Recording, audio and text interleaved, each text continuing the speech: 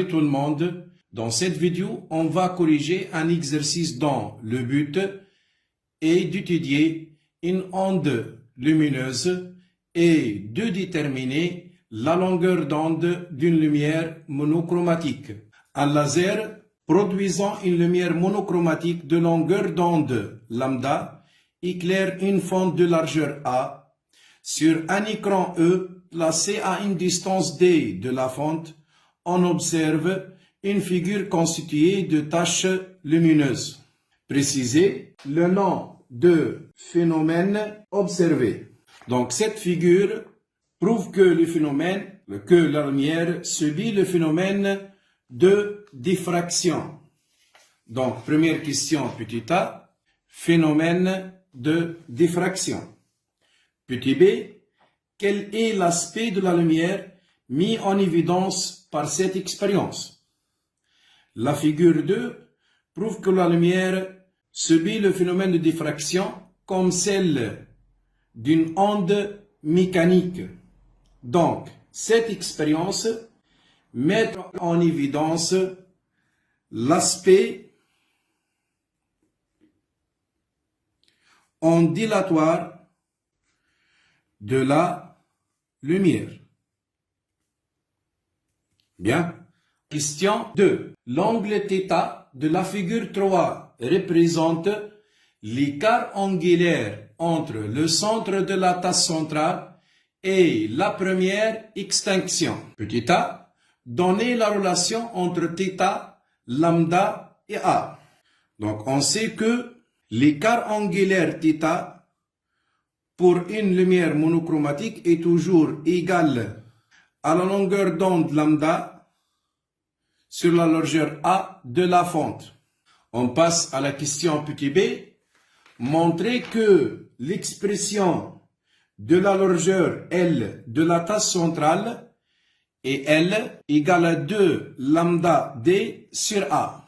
Donc, en choisissant ce triangle, rectangle ici, donc tangente θ égale à L sur 2, le tout sur D. Petit b, tangente θ égale à L sur 2, le tout sur D, c'est-à-dire égal à L sur 2D. Or θ est très faible. Donc, mathématiquement, tangente θ à peu près égale à θ.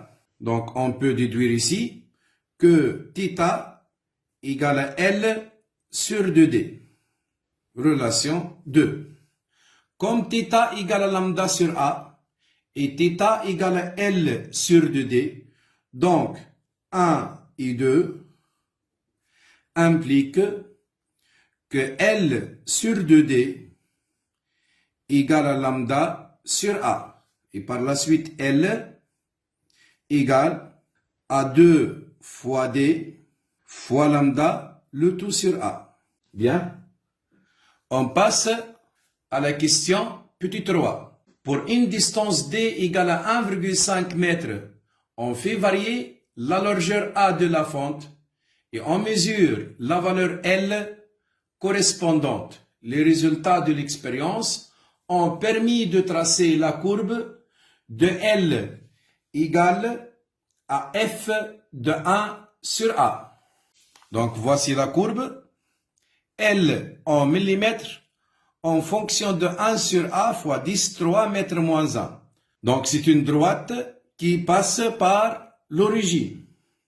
Donc petit a, déterminer la longueur d'onde lambda du laser utilisé. Deuxième tiré, déduire la fréquence nue du laser dans le vide. On donne C égale à 3, 18 mètres seconde moins 1.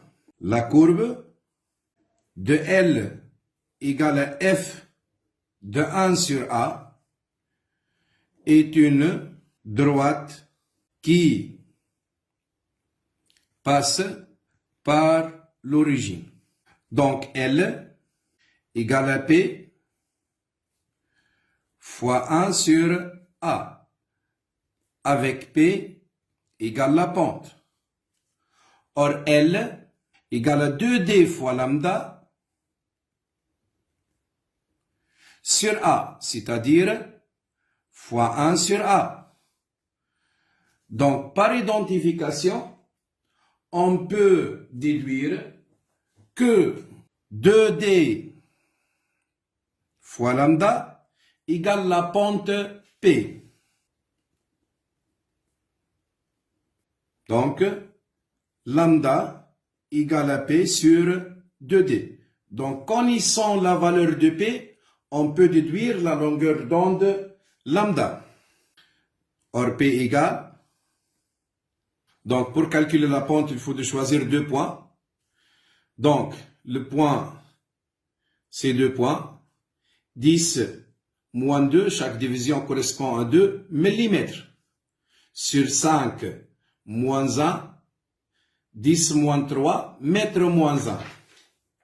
Donc, P égale 10 moins 2 fois 10 moins 3, 40 mm, sur 5 moins 1 fois 10, 3. Donc, P égale 8 sur 4 égale à 2, 10 moins 6 mètres carrés.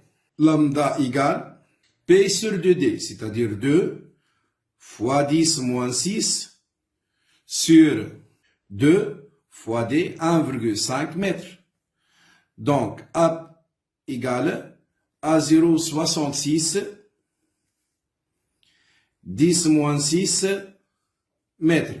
Donc maintenant, la fréquence nu. Nu égale à la célérité C de la lumière dans le vide sur la longueur d'onde lambda. Donc égale à 3,18 sur 0,66 10 moins 6.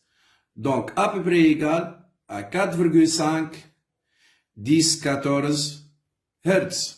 Dernière question. La fente précédente est remplacée par un cheveu d'épaisseur E. La largeur de la tasse centrale obtenue sur l'écran est L égale à 6 mm. En exploitant la courbe, trouvez l'épaisseur E de cheveux. En exploitant la courbe, c'est-à-dire en déterminant E graphiquement. L égale à 6 mm, donc 1 sur E, l'abscisse de 6 mm. Donc l'abscisse de 6 mm, on obtient 3. 10, 3 mètres moins 1. Donc petit b, 1 sur E égale à 3, 10, 3 mètres moins 1. C'est l'abscisse de L égale à 6 mm. Donc, E égale à 1 sur 3, 10, 3. Donc, égale à 3,33, 10 moins 4 mètres. Et merci et au revoir.